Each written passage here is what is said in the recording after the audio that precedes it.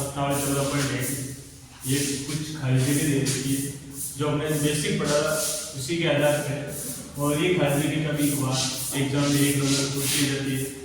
पहला है कि घटना ए की प्रायिकता और घटना ए नहीं की प्रायिकता कितना है। तो मैंने आपको बताया था पीई प्लस पीई बार का मान कितना होता है 1, तो इसका मान कितना 1।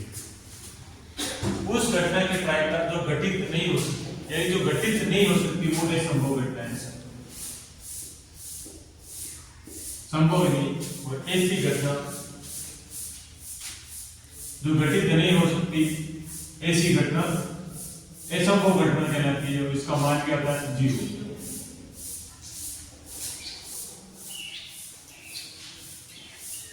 असंभव घटना कहलाती है। उस घटना की प्रायिकता जिसका घटित होना निश्चित है, यानी इसका मान 1 होता है, और ऐसी घटना संभव घटना कहलाती है। यानी जो घटना घटित होती है उसका अधिकतम मान 0 होता है, उससे कम होता है 0। किसी प्रयोग की सभी प्रारंभिक घटनाओं की प्रायिकता का मान योग 1। किसी घटना की प्रायिकता 0 से बड़ी या उसके बराबर होती है तथा 1 से छोटी या उसके बराबर होती है। तो मैंने आपको लिखा था 0 से बड़ी या बराबर और उससे यानी कि किसी भी प्रायिकता का मान 0 भी हो सकता है, उससे बड़ा भी हो सकता है, और अधिकतम 1 होगा और उससे छोटा होगा। तो ये भी अपने ख्याल देंगे जो कभी कभार क्या एग्जाम में पूछ ली जाती है 1 नंबर। एक ड्राइवर, अब इसमें दूसरा पहला है कि एक ड्राइवर कार चलाने का प्रयत्न करता है, तो कार को वो शुरू करता है या होगी या नहीं, यानी प्रारंभ होगी या नहीं, तो इसका कंफर्म नहीं कह सकते कि कार प्रारंभ होगी या नहीं। तो ये कोई असंभव घटना है, संभव हो भी सकता है और नहीं भी सकता। एक बास्केटबॉल का खिलाड़ी वो उसमें बास्केटबॉल में डालने का प्रयत्न करता है, तो वो डाल भी सकता है और नहीं भी डाल सकता है, ये भी क्या है असंभव है। इसे कह नहीं सकते कि जो कह रहा है ये सही है या गलत है, लेकिन सत्य और असत्य के प्रसंग में हम अनुमान लगाएंगे, तो ये तो कंफर्म है या तो सही होगा या फिर गलत। तो इन दोनों में से एक परिणाम जरूर आएगा। अगर हम प्रयत्न करेंगे तो या तो सत्य हो सकता है या फिर असत्य हो सकता है। तो इनमें से समप्रायिक यानी कि समान यानी प्रायिकता आएगी, इसकी कुछ न कुछ प्रायिकता आएगी। तो इसकी दोनों में से 1/2 प्रायिकता होगी, या तो 1/2 है या तो सत्य है या फिर 1/2 असत्य। इसी प्रकार बच्चे के जन्म पर या तो लड़का हो या लड़की हो, ये भी एक समप्रायिक घटना है, क्योंकि कंफर्म है जन्म पे या तो लड़का हो सकता है या फिर लड़की हो सकती है। ये भी 1/2। ये है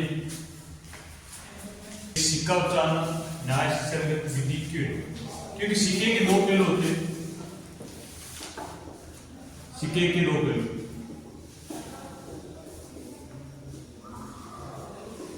सिक्के के 2 पहलू हेड एंड टेल, चित और पट। चित और पट, तो जब भी सिक्का उछालेंगे 2 टीम के 2 खिलाड़ी थे, तो कंफर्म इन दोनों में से या तो चित आ सकता है या फिर पट आ सकता है। इसलिए कौन सी न्याय संगत विधि, क्योंकि इसमें पक्षपात नहीं किया जा सकता। सिक्का उछालना एक न्याय संगत विधि, क्योंकि इसमें पक्षपात नहीं होता,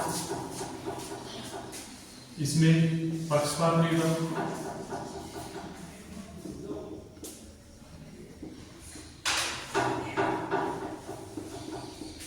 और एक परिणाम अवश्य आएगा, आने की संभावना।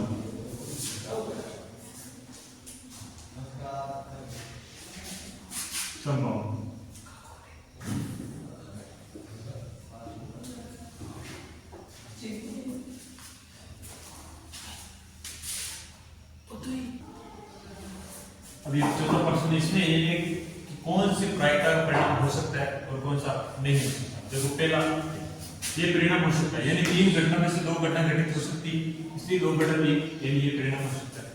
ये -1.5 ये परिणाम नहीं हो सकता क्योंकि माइनस की संख्या हमें दिखाती है काल्पनिक, तो कोई भी काल्पनिक वस्तु की हम प्रायिकता नहीं निकाल सकते, यानी काल्पनिक मान नहीं होता। तीसरा सी, तो 15%, इसको हम लिख सकते हैं 15/100, यानी कोई भी 100 घटना में से 15 घटना घटित हो सकती है, इसलिए ये संभव है। 0.7, इसको हम लिख सकते हैं 7/10, तो कोई भी 10 मान में से 7 घटना घटित हो सकती है, इसलिए ये संभव हुआ है। ये माइनस में, इसलिए ऐसा नकारात्मक मान संभव नहीं, ये नहीं हो सकता।